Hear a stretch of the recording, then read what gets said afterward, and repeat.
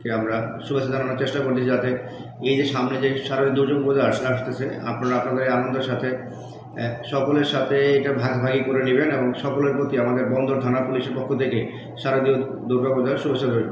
ধন্যবাদ।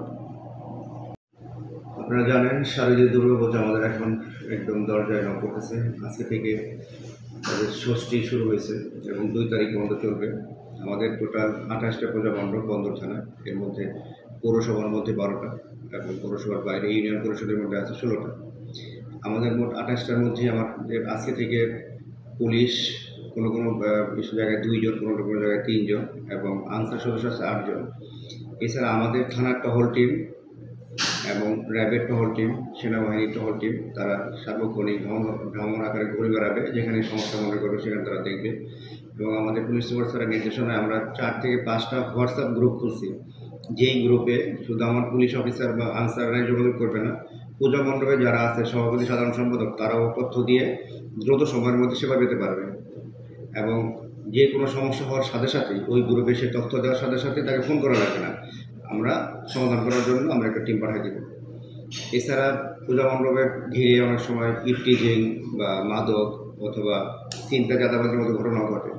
এই দিকটা বিবেচনা রেখে আমরা অভিযান টিম রাখছি, যাতে আমাদের ওখানে যেহেতু ফিক্সড অফিসার ফোর্স আছে, তারা যখন আমাদের সংবাদ দিবে কিংবা আমাদের টহলের সময় যদি কোনো রকমের কিছু মনে হয়, সাথে সাথে তাদেরকে আমরা জিজ্ঞাসাবাদ করবো এবং জিজ্ঞাসাবাদ করে কিছু পাওয়া গেলে আইনের আওতায় নিয়ে আসবো। অর্থাৎ আমরা একাধিক স্তরে আমাদের আইন শৃঙ্খলা সাজানো আছে।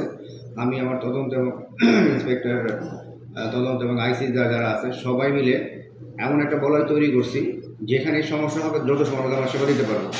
যার কারণে আমরা বন্দরবাসীকে বলতে পারি, আসন্ন এই শারদীয় দুর্গাপূজায় আপনারা যারা বিভিন্ন জায়গায় ভিজিট করবেন, আনন্দ করার জন্য যাবেন, সকলের প্রতি আহ্বান, আপনারা নির্বিঘ্নে আপনারা বিভিন্ন পূজা মণ্ডপে যাবেন এবং সেটা পরিদর্শন করবেন এবং বাসায় ফিরে যাবেন।